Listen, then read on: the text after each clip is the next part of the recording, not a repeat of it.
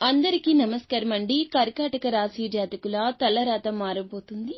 ఇన్నాళ్లు వీరు పడ్డ కష్టాలు, ఆర్థిక సమస్యలు, ఎన్నో రకాల ఇబ్బందులు అన్నీ తొలగిపోబోతున్నాయి. అనుకున్నవన్నీ సాధించలేక బాధపడుతూ మా జీవితాలు ఇంతే, ఇక మేము ఇలాగే ఏదో ఒక చిన్న పనులు చేసుకుంటూ బ్రతకాలి అనుకునే వాళ్లకు కూడా గొప్ప మంచి శుభవార్త రాబోతుంది.